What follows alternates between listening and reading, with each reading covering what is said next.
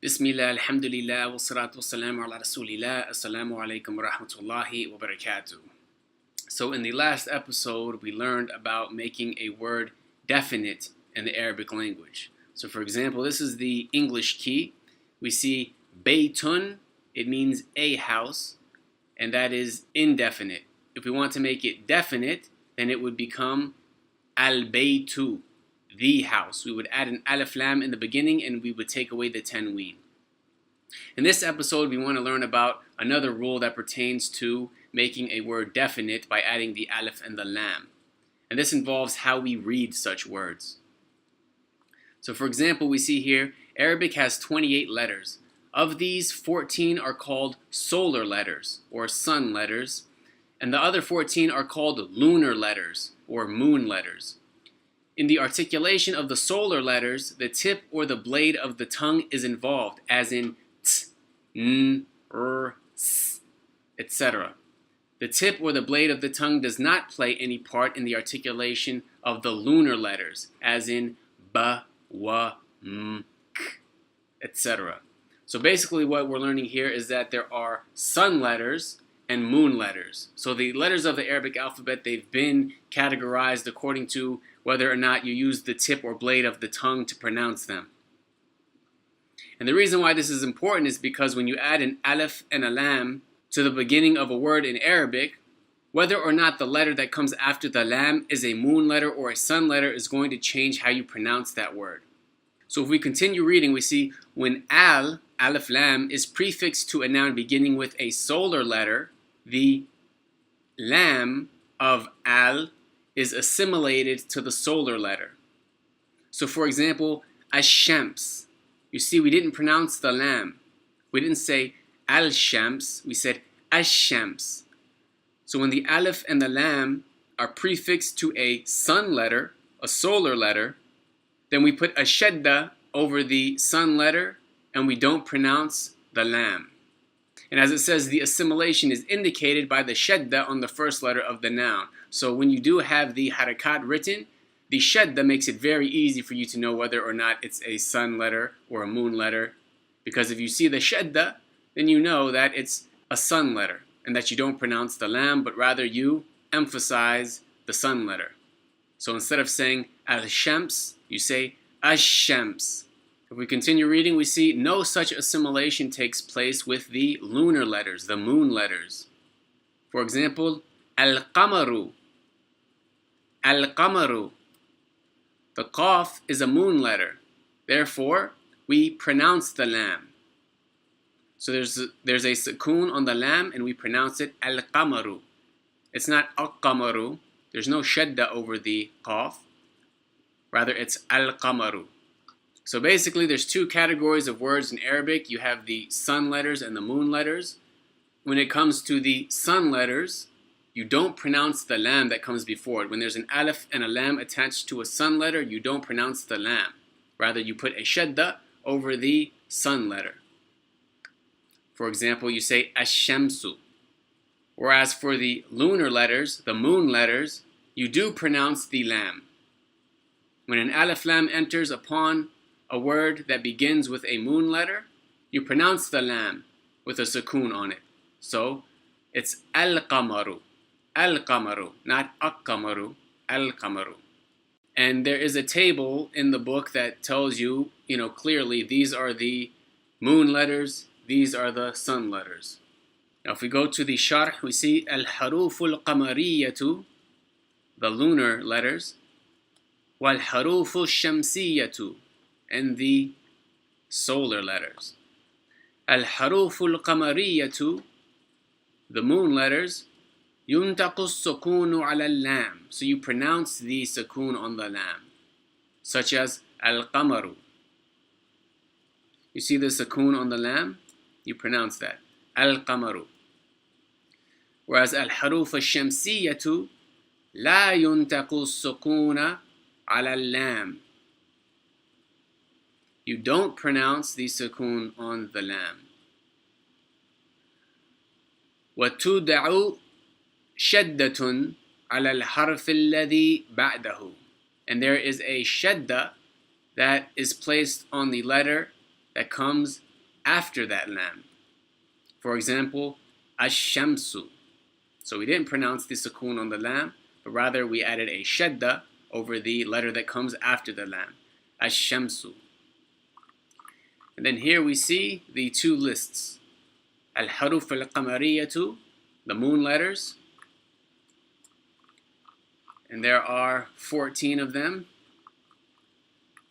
So just to go through a few of them. Al-abu, al-babu, al-jannatu. You see we're pronouncing the lam. Al-himaru, al-khubzu, so on and so forth.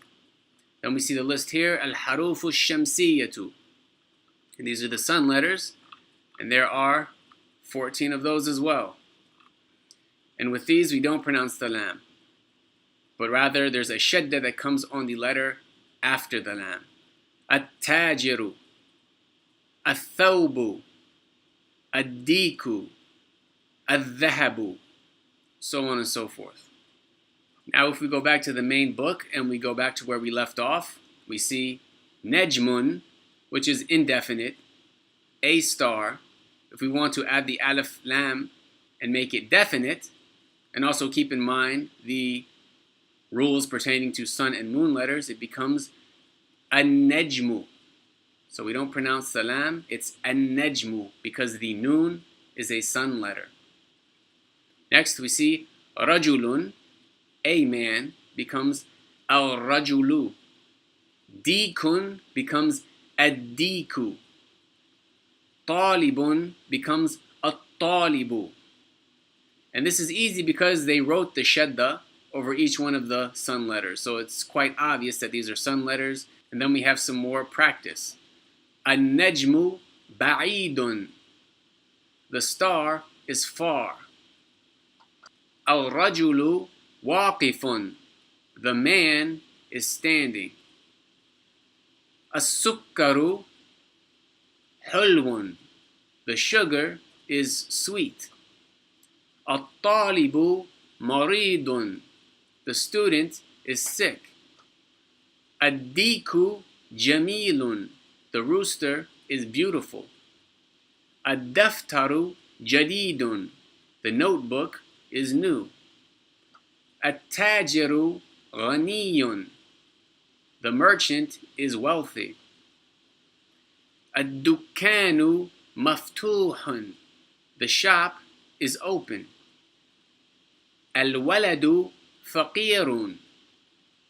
The boy is poor. And you notice on this one we pronounced the lam. On all the other ones, we didn't pronounce the lam because these were sun letters. However, al-waladu, the waw, is a moon letter, and we pronounce the lam, and there's no shadda over it.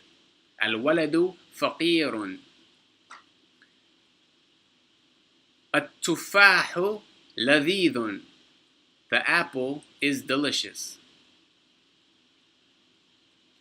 At-tabibu tawilun. The doctor is tall. Wal-mudarrisu qasirun.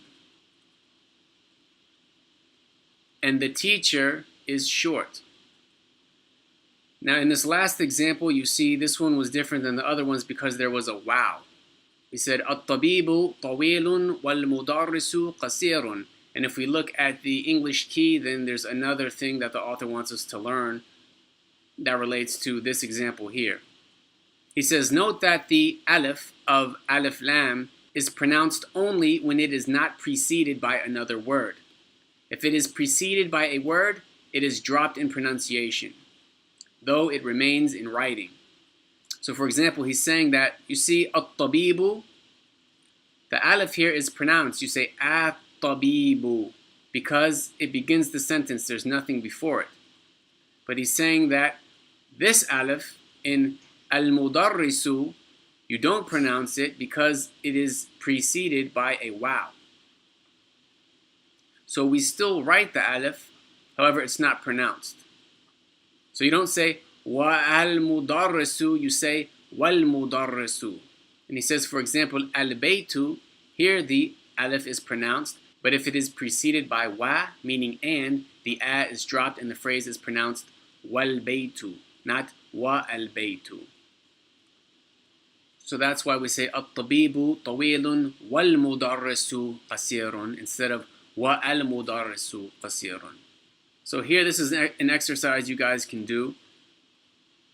Keep in mind whether or not you pronounce the lam. Is the letter that comes after the lam, is it a sun letter? Is it a moon letter? Do you pronounce the lam, or do you pronounce the letter that comes after the lam with a shadda? Also, what do you put at the end? And then here you can also work on those rules as well as your vocabulary by adding an appropriate word in the blank. And here's another exercise where you're supposed to match the word on the right with an appropriate word on the left. So you can basically like draw a line connecting the appropriate words. And here are some new words we learned in this lesson. Helwun, sweet. Maridun, sick. Ad-dukkanu, store.